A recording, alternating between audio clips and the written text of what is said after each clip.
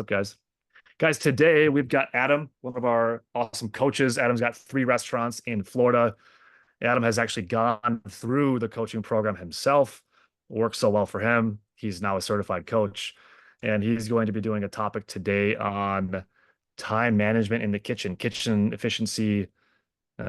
Obviously, very important stuff. So, Adam, this is your space. I'll give you the baton. Luke, thank you very much for having me back. I appreciate it. And yeah, so today we're going to talk about time management in the kitchen, techniques for streamlined operations. So welcome everybody to the Wednesday Restaurant Growth Webinar Series. My name is Adam Berenger. I'm a TRC Method Certified Restaurant Coach. And for those of you who don't know me, I graduated from the University of Central Florida. I have an MBA in entrepreneurial ventures and a PhD in leadership of organizations from Capella University. I started my career in the corporate sector with Outback Steakhouse and Bonefish Grill. And then in 2006, I founded So Napa Grill, which is a full-service independent restaurant where we specialize in serving wines from Sonoma County, Napa Valley, complemented with a chef-inspired Northern California cuisine. And as Luke mentioned, we've got 3 locations. We're located on the east coast of Florida, and we are approaching 9 million in sales. Beyond the business realm, I served as mayor of New Smyrna Beach, my hometown, from 2009 to 2014, and I was actively engaged in local and state politics, and I can tell you that I'm happy not to be engaged in them anymore. In my spare time, I compete as a triathlete, including Ironman and ultra-distance races. And I've been inspired to become a certified restaurant coach after working with Donald Burns and achieving life-changing results.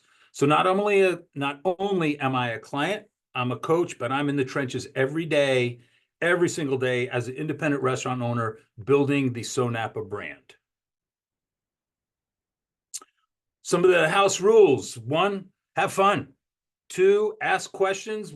I'll do everything I can to answer the questions, and we will have a Q&A session at the end of the presentation. And finally, take notes. Research has shown by writing something down, you're more likely to retain the information. And the TRC method framework. In the accelerator program, we follow what is known as the TRC method.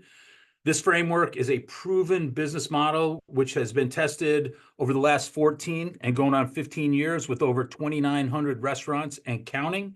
And it has worked in 23 different countries. So basically, this thing works. And if you're in the Accelerator 2.0, you know that the 3P framework is always people, product, process. And if you're not in the Accelerator 2.0 program, contact your restaurant growth consultant.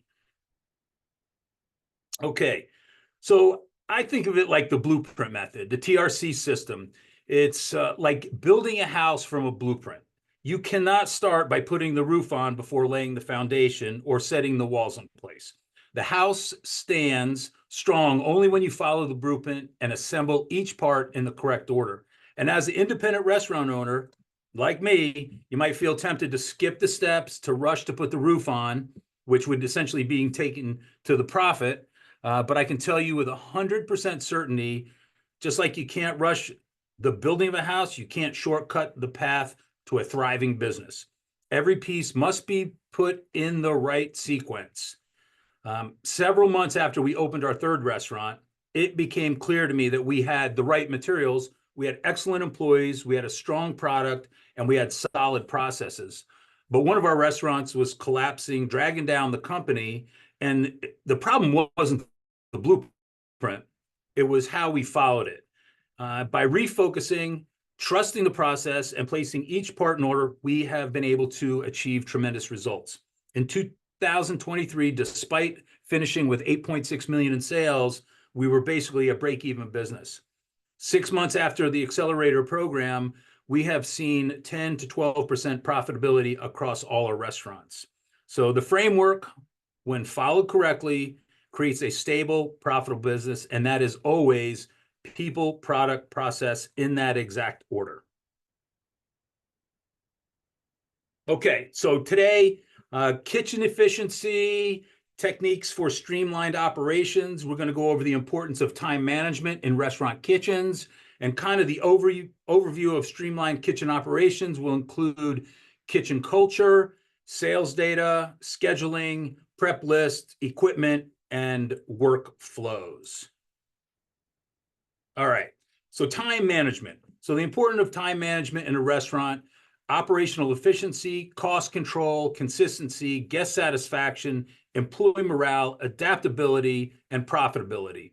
So with the operational efficiency in your kitchen, as every one of us knows, every second counts. Proper time management ensures that tasks are completed quickly and efficiently, maximizing the output of our team.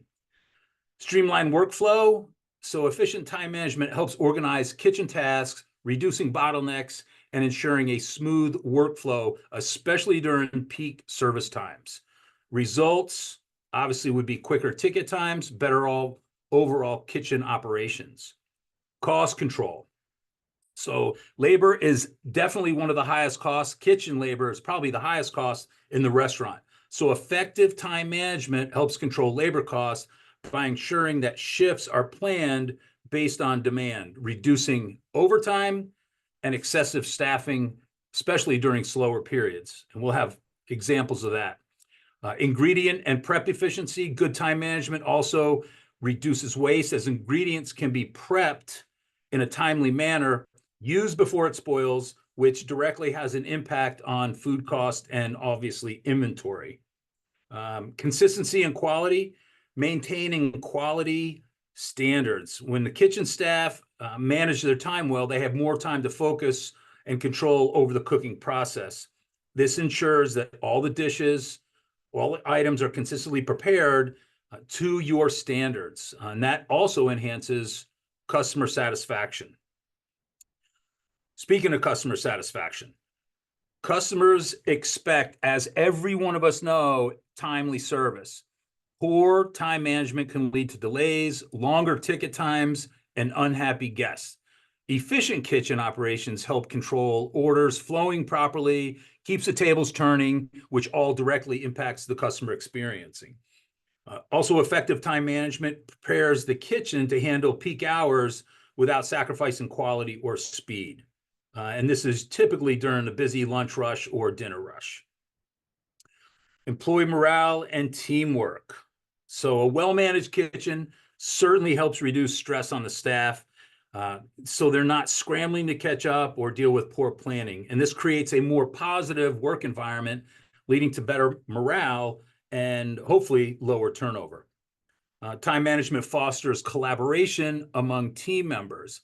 So when everyone understands their role and the timing in the kitchen's workflow, it promotes teamwork and a sense of responsibility for overall success. Adaptability. We all know that in a fast-paced kitchen, shit happens. It might be equipment failure, somebody calling in sick, could be something didn't show up on a truck. So effective time management allows the kitchen to adapt quickly, reallocating tasks, shifting priorities in order to maintain smooth operations. And then I have in the weeds, because whether it's a busy weekend night, special event, kitchens with strong management practices can scale their operations more effectively, handling being in the weeds without sacrificing quality. And then profitability, which is, it's a main topic for all of us, but efficient time management means faster table turnover, higher order output, which leads to increased revenue. And quick and consistent service also encourages repeat business, positive word of mouth. And also, poor time management can lead to wasted ingredients, over-prepping, inefficient use of labor, all which eat into our profit margins. So proper management reduces these inefficiencies and helps with cost control. All right, so the overview of Streamline operations. Again, we're going to talk about kitchen culture. We're going to talk about sales data, scheduling, prep list, equipment, workflows. Obviously, all of this is going to lead to reduced ticket times, lower operating cost, increased guest satisfaction, and increased teamwork. So I created what I think to be the independent restaurant profit pyramid. And at the very bottom, and this is according to the National Restaurant Association, 38% of all restaurants in the United States now are either breaking even or losing money. And within this group of 38%, 20% of restaurants suffer from a toxic culture. And this is where employees run the restaurant. However, they run it their way, not ours. And this leads to poor performance, lack of accountability. Then you move up to average restaurants. So 50% of all restaurants are average. And these establishments are, again, according to the National Restaurant Association, the average restaurant today makes 4% profit. And the culture of these restaurants is typically a training culture. So there is a sense of accountability and consistency. Those are priorities. Employees will follow structured guidelines. And then you move up, you got 10%. 10% of restaurants are good restaurants. They're achieving profits up to 10%. They have a learning culture, focus on forecasting, budgeting, and personal development. And employees are encouraged to grow, and the restaurant adapts and continually improves.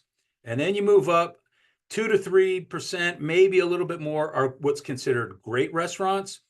And they're at the top tier. These are the restaurants that have leadership cultures. And yes, employees run the restaurant, but what they do is they run it your way. They run it the owner's way.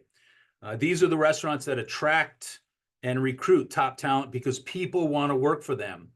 Leadership and vision drive the operation, fostering a high-performance environment. So this depiction presents a clear progression from toxic to outstanding cultures, emphasizing how culture impacts financial performance and employee behavior.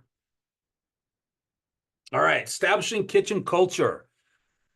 Building a productive kitchen culture. So we have in here foster teamwork, discipline, respect in the kitchen, create a culture of accountability and efficiency. And then we have a saying, one team, one fight. The most important tool in your kitchen is culture. So culture should be considered your secret weapon. And when people ask, what's your unique competitive advantage? It should always be your culture. And it starts with mission, vision, and a set of core values. So when we get into teamwork, discipline, respect in the kitchen, the first thing is leading by example. So the leadership team sets a tone for the entire kitchen. Demonstrate the behaviors you want to see: punctuality, attention to detail, mutual respect. When your team sees you holding yourself accountable, they're more likely to follow suit. And engage with every role in the kitchen, understanding the challenges that each one of your team members faces. This builds respect and fosters a stronger collaboration across all positions in the kitchen. Communication. Establish regular communication channels, whether it's a pre-shift meeting, post-shift meeting, ensure everyone's on the same page, should focus on upcoming challenges, praise for good performance, and also coming up with solutions for inefficiencies.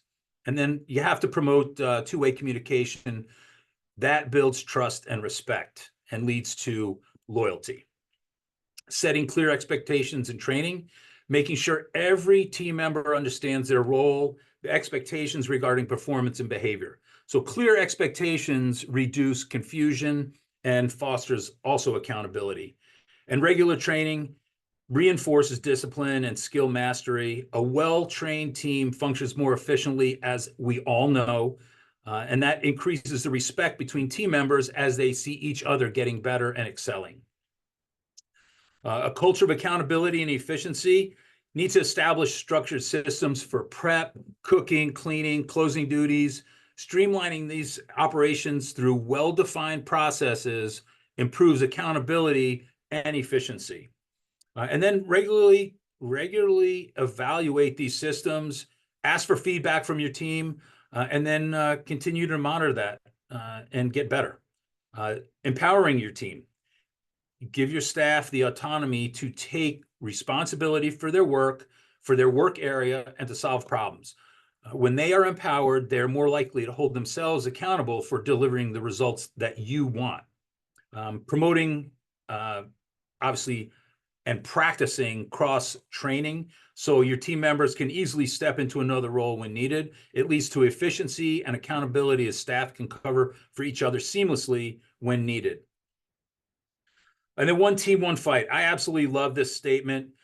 You need to foster a unified mission. So create a common purpose that everyone can rally around, whether it's delivering best guest experience, hitting financial goals like food costs and waste reduction. When everyone's working towards the same goal, they feel like they're part of something bigger. Slogans like one team, one fight reinforces the idea that everyone, front of house, back of house, prep crew, night crew, are all working together towards the same objective, because it's essentially, it's your restaurant, your one team against the competition. It shouldn't be night crew against day crew and front of house against back of the house. And then finally, team building, create opportunities for team building activities, whether it's collaborating on a menu development or just interdepartmental challenges, trying to keep everybody focused on the collective success. And then holding team members to the same standard. You got to ensure that all team members, regardless of seniority, which is very difficult at times, that are all held to the same standards of performance and behavior. It levels the playing field and reinforces the idea that you succeed or fail together. Okay, so analyzing sales data for efficient operations. So why understanding sales trends are crucial for efficiency, and use sales volume to guide staffing and prep decisions. So using sales data.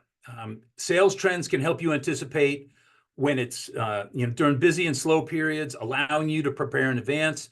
This avoids overstaffing or understaffing, ensuring that you have the right number of people in the kitchen at the right time. And you can get this from if you've saved schedules from the past, or it can come right from your POS system, or even if you have a reservation system. Inventory management. By understanding trends, you can streamline ordering and inventory, preventing food waste and ensuring you're only prepping the amount of food that aligns with your sales forecast. Improved efficiency. Knowing when your high volume days and hours are allows for more efficient planning of prep, cleaning tasks, and avoiding the overlap of prep during peak service times. And then customer experience. Aligning labor and production with sales trends ensures faster service, higher quality during peak hours, improving customer satisfaction. And then using sales volume to guide staffing and prep decisions. So staffing, if you know that Mondays are slow and Fridays are extremely busy, you can reduce staff on the slower days, increase staff on the high traffic days. This helps to optimize labor costs, ensures team members aren't overworked or underutilized. Prep decisions. Aligning prep schedules with sales volume ensures you only prepare enough food for what you anticipate the demand. This reduces the time spent prepping excess food, cutting waste, and lowering food costs. Flexibility. Also, by monitoring sales volumes, you can adjust staffing and prep decisions, even mid-shift if sales are trending higher or lower than expected, and avoiding bottleneck. Using sales volume, you can ensure that the right amount of prep is completed before service. That avoids bottlenecks in the kitchen, especially during rush hours, and preventing your staff burnout. So this is kind of an example of what took place in one of our locations. So this was the week of July 4th for our New Smyrna Beach location. And even though we close on the 4th of July and we're closed every Sunday, so this is a week with 5 days. So we did 78,000 in sales. That was an average of $15,733 per day. Our labor cost, which you could see on the upper left side, we spent a little over $10,000 on our labor cost. Our labor percent was 13.1. And then you could also see what I have circled. We used 790 hours of labor for that particular week. Now, fast forward to the week of August 26th through September 1st. This was the week leading into Labor Day weekend.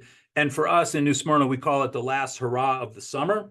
But you could see that our net sales were only $55,000, a pretty big difference from where we were back on the 4th of July. That's a 42% drop in sales. But you could see we reacted properly. Our labor cost was 7,800. Our labor percentage was up a little bit. But then if you go down to the amount of hours, we reduced staffing by 200 labor hours. So it's looking at the sales data, it's making those changes for an efficient staffing process. And this is our product mix. This is the other thing to look for when you have the sales data. And this is the week of July 4th again. And you can see the green line that I've pointed to food. We sold 1,237 food items. And I just took the appetizers as an example. We sold 236 appetizers. And two of my favorites would be the Korean ribs. We sold 53 Korean ribs, which is an average of a little over 10 a night. And bacon wrapped scallops. I love our bacon wrapped scallops, but they have a shelf life of basically a day and a half. So again, fast forward. This was the week right before leading into Labor Day. Our sales were down $25,000, which we had already discussed. But then if you look at the total food, we were down almost 200 items of food that we served. And appetizers, we were down 65 appetizers. So my favorite, again, the Korean ribs, we were down to 36. So now we're only averaging 6 orders a night. That was a 40% drop. And then the bacon wrapped scallops, we were down 9 from that previous week, which is a 25% drop. The point is, we were down, we adjusted, and we prepped accordingly. Next, again, looking at the budget. Okay, so if we were, the 4th of July week, we were budgeted $20,000 in food purchases, non-alcoholic beverages, liquor, beer, wine. We were expecting a busy week. $20,000. That's what we spent, or we may have spent more, but that's what we budgeted. Again, fast forward. Here we are, the week going into Labor Day. We budgeted $15,000. So we're talking a $5,000 difference in purchases. And again, that's to hit our targeted cost of goods sold of 29%. All right, scheduling, staffing for optimal efficiency. So how to balance labor costs with operational needs, scheduling based on peak hours and slow times, an example of an effective kitchen schedule. So one, the use of historical data. Using historical sales and labor helps you understand when you truly need staff. And this will help avoid scheduling based on gut feeling or habit. Instead, it aligns with your actual sales. And focusing on cross-training to handle multiple roles, especially during different shifts. This allows you to utilize the number of employees while ensuring each one during their shift, especially when sales volumes are soft. All right. We monitor labor as a percent of sales. We track our labor costs as a percent of sales to identify when labor is too high or too low relative to revenue. We try to keep in a range of 31% for a full service restaurant. So if you think back to the slide before, we target our cost of goods at 29 and we target our labor at 31, trying to hit a 60% prime cost. Leveraging technology. Use scheduling software to automate and analyze your staffing needs. These tools can help you to avoid overstaffing or underutilizing employees by generating schedules that predict with predicted demand. And again, understand your busy times. Use sales data to identify peak times during the day, week, or month. Sure that you have more staff scheduled for those periods, staggering times in, cutting employees early.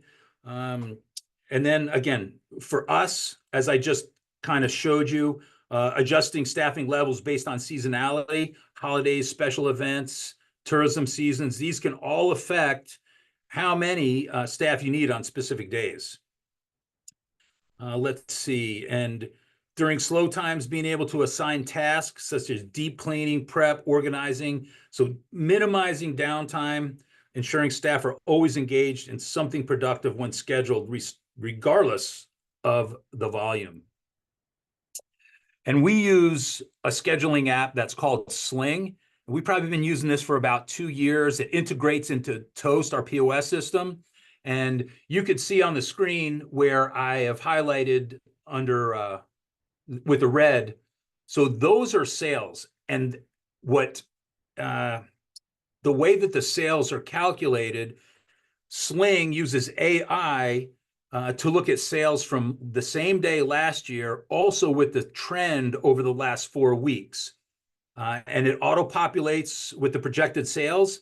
And then our managers are able to write a schedule, enter their employees, and it'll tell them what their, with their pay rates, it calculates what the estimated wages are and an estimated labor percentage. So at the very top for this particular schedule, you're showing estimated wages of 6,900, scheduled hours 395, and a labor percent of 13.1. And then this is the bottom part of the schedule. And at the very bottom, you could see that it shows scheduled hours. So on this particular shift, Monday the 26th, we had 58 hours scheduled. 8 employees were scheduled in the kitchen.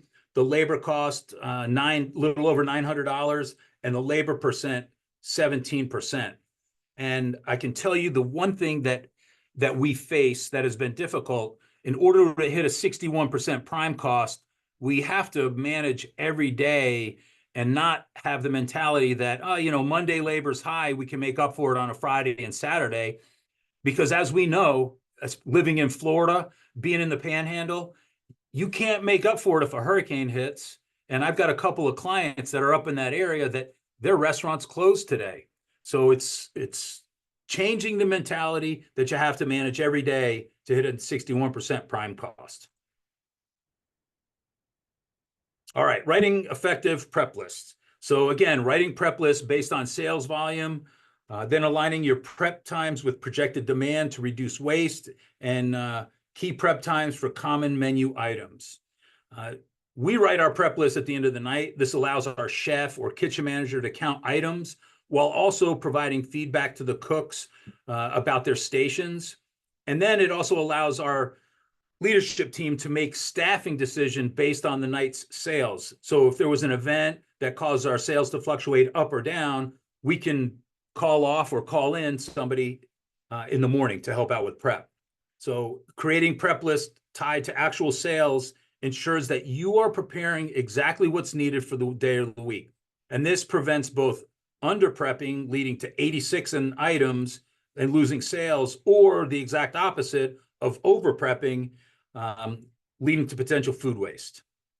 And then when prep lists are generated based on realistic demand, you avoid over scheduling your prep staff. So fewer hours are spent preparing unnecessary items, and then kitchen staff can be used more effectively and or not being used at all, saving labor costs. And then you got to take into account shelf life considerations. So prep list, for example, your produce, your proteins with a shorter shelf life should be prepared in smaller, more frequent batches. This not only reduces food waste, but it also prevents the kitchen from spending time prepping items that are going to spoil before they're used. And then batch prepping efficiency. Prepping items with longer shelf life and larger batches, you can optimize labor on non-peak days. And this helps reduce the prep work during busier periods, cutting down on the hours needed during busy shifts. And so, I like to think of it as just-in-time prep. Again, aligning prep times with projected demand allows you to prepare items closer to the time that they're going to be needed.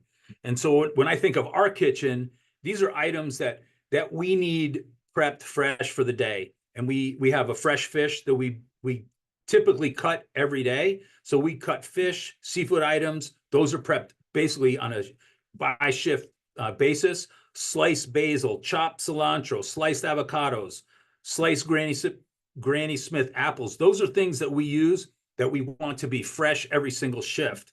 And those are typically prepared by the cook that's setting up the line specifically just for that shift. And then again, to reduce over prepping, prepping too early or prepping too much leads to waste, both in terms of labor and food. So by using sales projections, you can time prep closer to peak demand, which helps keep labor focused on essential tasks and prevents downtime or unnecessary work. And I recently spoke with a client, and we're raising food cost, or raising the issue of food cost, and it's become top of mind for him. And he was saying he was in one of his restaurants, and they cook Phillies, and that's 70% of their sales.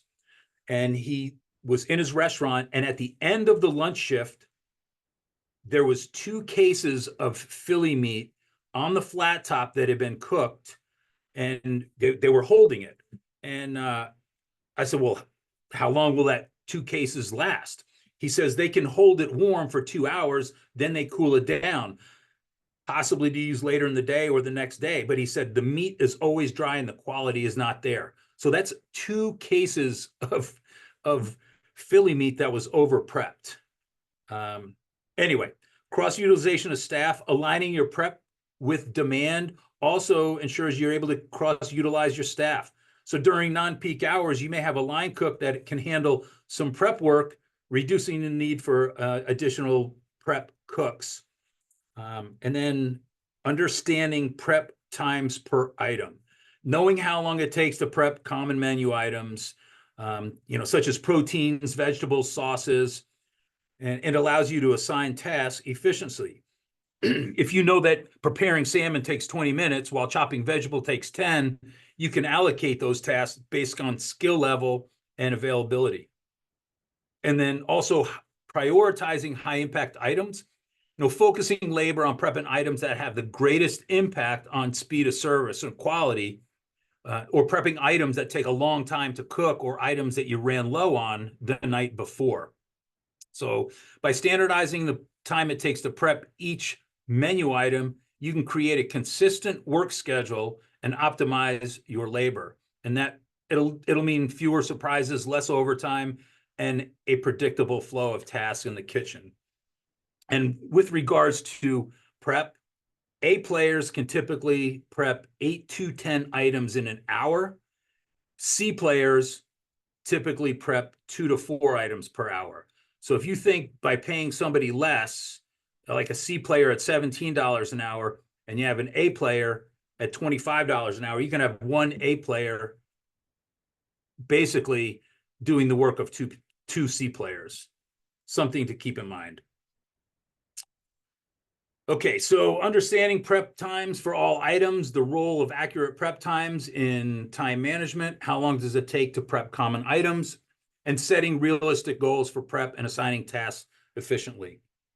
So for labor cost efficiency, knowing exactly how long it takes allows you to schedule staff based on actual work requirements and preventing overstaffing during the slow periods. Prioritizing tasks with accurate prep times, you can prioritize which tasks should be done first and which can be done later. And then preventing idle time when prep times are well understood, you can structure shifts that no one's standing around waiting for the next task. And then also understanding prep times allows you to benchmark. So accurate prep times helps set the performance benchmarks for staff. You can track how efficiently one employee to the next completes their tasks. And then, how long does it take to prep common items? So prepping vegetables, it may take a prep cook 15 minutes to peel and slice 10 pounds of onions, 30 minutes to caramelize them. Knowing that allows you to schedule the right amount of time in the morning, preventing the cook from spending excessive time on one task. Making sauces, preparing sauce may take 30 minutes, but can that be done simultaneously while other tasks are being completed? And knowing that certain sauces have a 7-day shelf life, you can prep it in bulk once a week, helping to optimize the use of labor, and then reducing the need for prepping the item 2 or 3 times throughout the week. And then setting realistic goals and prep, and then assign tasks efficiently. Setting realistic prep goals based on the size of the kitchen staff and the volume of business prevents overburdening your employees, which can lead to burnout which can lead to mistakes and which could lead to turnover. And then assigning tasks based on skill. For more complex or time-consuming tasks, assign the most experienced cooks who can complete them more quickly, giving the simpler or easier tasks to less experienced staff. This way, your prep lists are done faster without compromising quality, saving time and labor costs. And for us, we have a hot side prep list, which I'll show you an example of in a minute. We also have a cold side prep list. We typically assign our hot list to our more experienced prep cooks due to the complex cooking and prioritizing of items. And the cold side is usually cold sauces and what we call slice and dice. And then finally, balance workflow, spread the prep tasks throughout the day or shift, ensuring there is no bottleneck of tasks at the beginning or the end. And efficient task allocation prevents downtime, making sure that employees are working steadily throughout their shift. So couple that with the prioritization. In our case, up until, let's say, another slide that we'll get into, we smoke our own ribs, or we have smoked our own ribs. So we smoke them for an hour, then we braise them for 2 hours. And I can tell you that there's been a few times where our guys will begin the ribs too late, and then I got my night crew coming in, and I've got the entire oven full with the ribs being braised. And that just causes inefficient work conditions. And then again, I've mentioned it before, but cross-training staff is so important. By cross-training them, you reduce downtime, increase flexibility in the kitchen. I mean, if someone finishes their prep list early, they can then help another member, ensuring that the entire prep is getting done on time without the need for additional labor.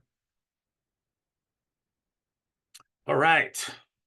Now we have the importance of maintaining proper equipment. Regular maintenance for all your kitchen equipment, how to identify equipment that slows down production, and establishing regular maintenance routine. And again, reduce downtime. Maintenance ensures that equipment is always in optimal working condition, preventing unexpected break times or breakdowns during service, which we've all been there. We've all had something break, usually on a Friday or Saturday when we're busy as shit. But downtime from broken equipment leads to slow production, longer ticket times, increased labor costs, and inefficiencies. Whereas well-maintained equipment lasts longer, delaying the need for expensive repairs, replacements, and it certainly cuts down on capital expenditures, allowing you to allocate those savings toward labor or other kitchen needs. And minimize labor waste. When equipment functions correctly, staff can work at full capacity. And it's just important to maintain equipment. Obviously, equipment that consistently breaks down or requires frequent repairs significantly slow down or sidetrack your employees. And I'm guilty of this. We bought a cost-effective branded line cooler that kept breaking down, or we would have to turn it off in order for it to defrost. So my employees would have to remove all the product at the end of the night and then restock it the next day, adding an extra 30 minutes a day to their workload. Just absolute inefficiency. And then establishing regular maintenance. I know for us, we have HVAC maintenance contracts, and we also schedule preventative maintenance for all of our cook line equipment. And then daily cleaning, assigning daily cleaning tasks, ensure that equipment such as ovens, grills, refrigerators are all free from buildup. That will reduce their efficiency over time. And then training your staff to properly use and care for the equipment, ensuring they know how to identify minor issues before they become major issues. All right, the workflow of the kitchen. Task specialization, group tasks by skill level. And most of us do this, where prep cook handles all prep tasks, line cooks handle line cooking, and this kind of prevents that the employees focus on their specific tasks, reducing downtime, increasing productivity. Sometimes assigning a specific zone to an employee, that avoids overlap and confusion, and they know who's responsible for a specific area to clean and maintain. And then cross-training, which I can't emphasize enough. Let's see. And then how you set up the stations. You want to reduce handoff. So position stations in such a way that reduces the number of handoffs between employees. The fewer times an item needs to be passed from person to person, the faster the production process, lower labor costs per dish. All right. So now we get into cook line workflow. So the way that you set up a kitchen, you want to minimize the distance, arrange stations in a way that minimize the needs for cooks to move around the kitchen. So they're closer to essential items. For example, with us, you got a grill, you need the grill cooler next to the grill station and the fry freezer next to the fry station, saute station, etc. Also, proper stocking, making sure that each station is stocked properly prior to going into the shift. Again, fewer movements lead to faster service, lowers labor costs, making better use of each team's time. Strategic layout, a well thought out cook line based on menu can streamline processes. And then also the proper order of stations for easy flow during peak service. So logical sequence of stations, for instance, appetizers, main courses, desserts, and then multifunctional stations. Consider setting it up where during slow times, a grill guy, if you got a grill cook, can work grill and saute. Salads can work salads, desserts, just to make sure you have multifunctional stations. And then the menu mix. You don't want to overload one station or another. You want to be cognizant of how many items come off of each station. And so this was us last month, and this is based on our PMix. So our grill fry station had 2,185 items coming off of it. Saute had 1,253, flats 1,239, and flats for us is similar to a pizza that works the oven. And then salads and desserts had 1,595. And even though we're called Sonapa Grill, there was almost 1,000 more, or maybe not 1,000, but there was considerably more items that came off of grill. And we're getting ready for an entire menu reprint. And the new projected menu reprint will evenly spread out items from the grill fry. So we are reducing one fry appetizer, we're reducing 2 grill items, and that'll help us streamline our kitchen flow. And in addition to making those changes, which will go into effect September 30th, we're also eliminating almost 20 prep items to streamline prep. And now you can see with this kitchen design, we'll have 1,400 items, probably estimated coming off of saute, 1,900 off of grill, and then 1,400 coming off of our flat station. And then this is just a copy of our prep list. We have 45 items on this prep list, and it basically shows what the prep item is, what the shelf life is, and then every night our chef or kitchen manager goes through, counts the on hand, uses the PMix, and determine what should be prepped. And then this is our cold side. It's just an example of the cold side. And we've got 58 items here. And when working with Donald, he says we have way too many items for the type of restaurant that we are. Going into September 30th, this is our hot side prep list, and I kind of took off the items we'll no longer be prepping. So I've eliminated 9 items from prep list.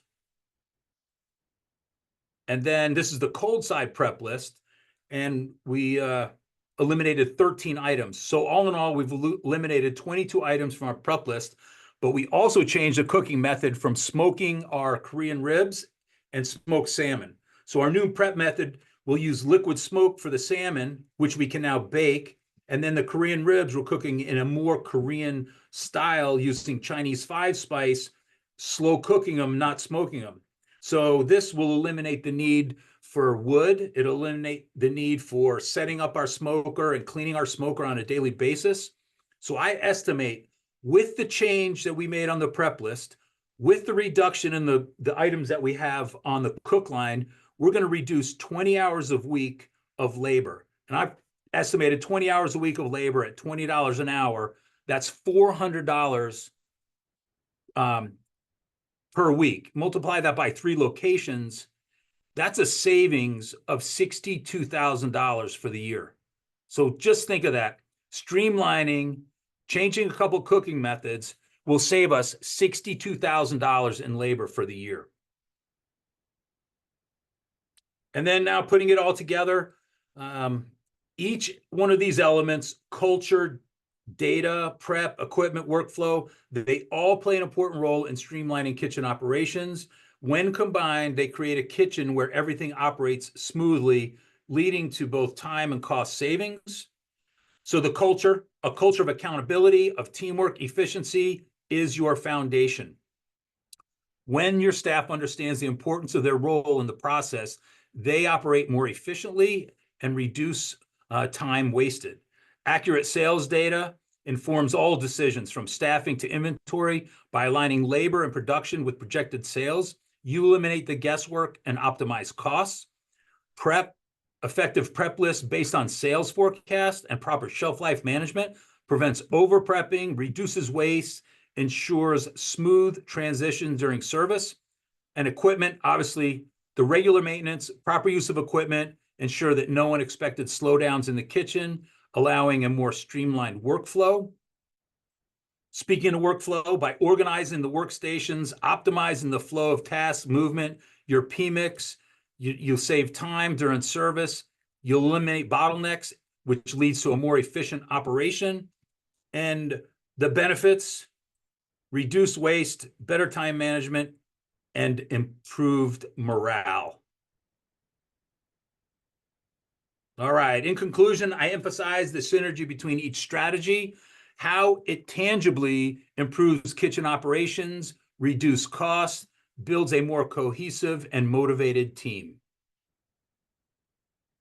And if you've enjoyed the presentation, you're interested in streamlining kitchen operations, achieving double-digit profits, speak to Restaurant Growth Team support about the Accelerator Program, the TRC method, and the 3P framework. And with that, we are at the Q&A portion of the program. Thank you, Adam. Getting some nice feedback from everybody here. Guys, any questions, throw them in the chat box. We'll do our best to answer them. Ross, Chris, Emily, Karan, Izzy, what's up, Izzy? How you doing? Izzy just is launching his campaigns recently. Kathy, Mike, Nando, Nathan, Neil. What's up, Neil? Rich, 2, aka 2O. Vinci. Guys, got any questions? Any questions for Adam? This is your time. He's got a wealth of knowledge. Pick his brain. Neil says he struggles with cutting people early. I'd ask why. Neil, why?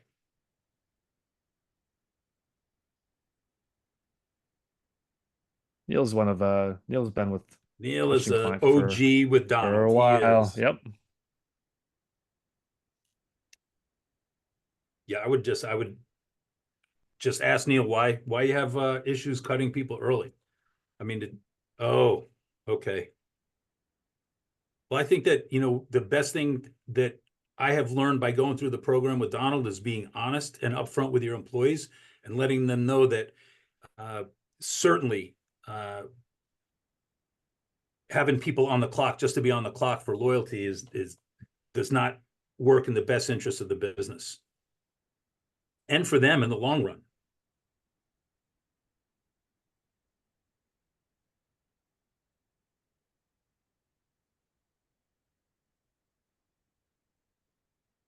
Thanks, Neil.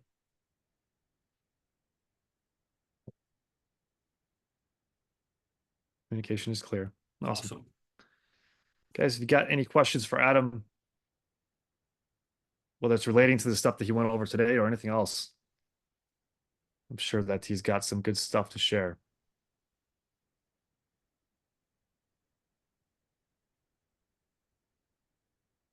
Chris is asking, he said he's on the fence with hot schedules.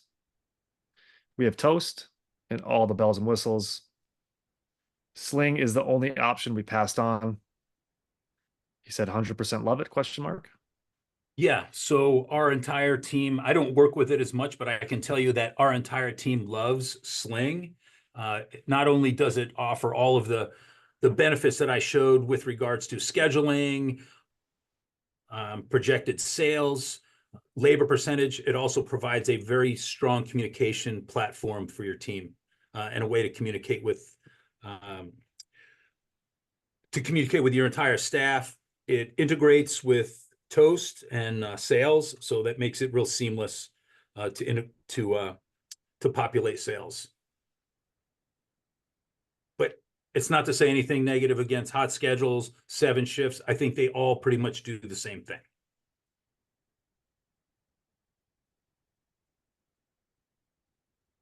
Vinci's asking, how do you track the number of items used in each area? For example, the grill or the oven. Yeah, so I just took a PMix and I went down the PMix and for example, let's say the example that we used 236 appetizers, or I don't know, whatever the number is. Let's say 200 appetizers. I will go down and say, okay, this one was prepared on the salad station. This one was prepared on the flatbread oven. And so I go through appetizers. I went through salads. Then I go through entrees, happy hour items. And that's how I calculated it, just using the PMix.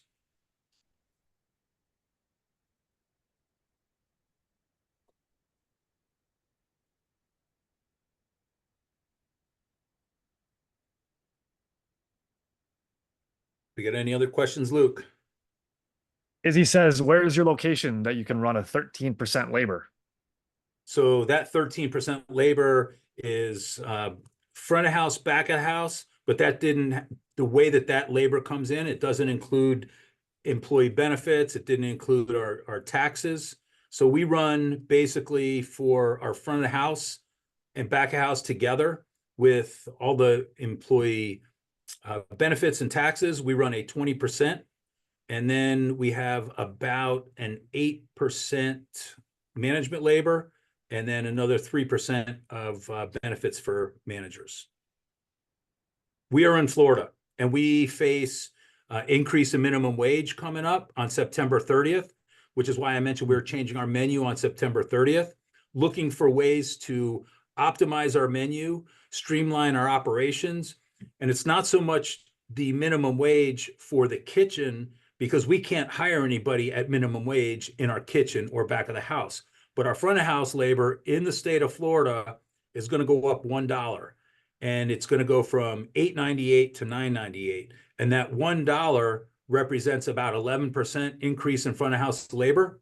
And then you add that to the FUTA, SUTA, workers' comp, EPIL, all of a sudden you have almost a 15% increase in front of house labor. So yes, we're in Florida, but running efficient labor is very challenging. Who's got a question? It's about tips versus hourly. He says, my employees struggle with understanding this information. Tips versus hourly. Do I need to post somewhere for them to retain this info? Again, I'm not exactly sure what you mean by tips versus hourly. If you could be a little more information on that, I'll answer the best I can.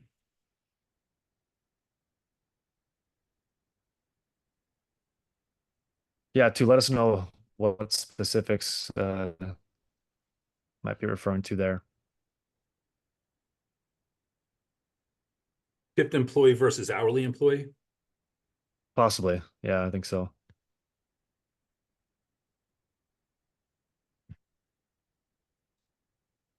How much Ron is asking, how much do SOPs help with the bottom line?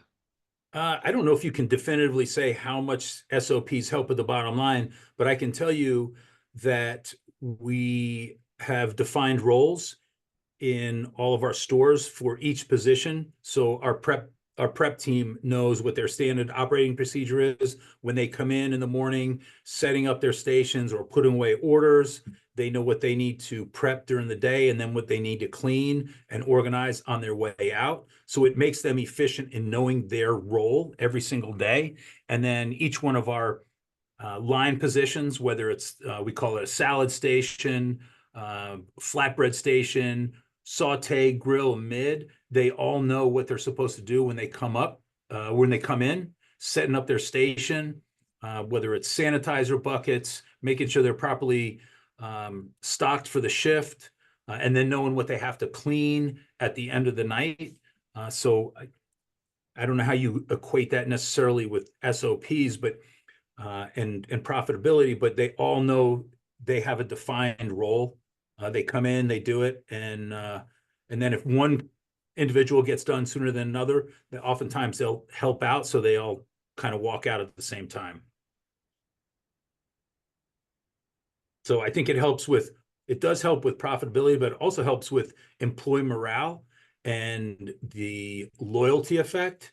And then if you can reduce turnover, again, the number one hidden cost in the restaurant is turnover.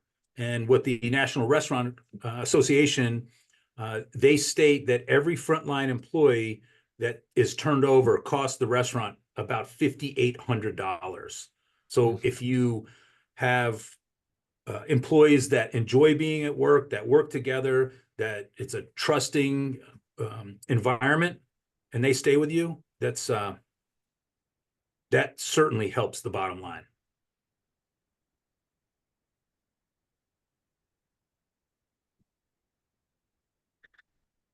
All righty, guys. Adam, I think we're good to jump on this one. Appreciate you for sharing all the gold nuggets with us today, guys. And everybody who's here, thanks for joining. Perfect. Luke, thank Anything you very else you wanna much. close Everybody, with? thank you for being on the call. Cool. And if I Yep. could be of help to anybody, please let me know. Thanks, Adam. Awesome. Appreciate it. See you guys. Good night. Yep. Thanks for joining.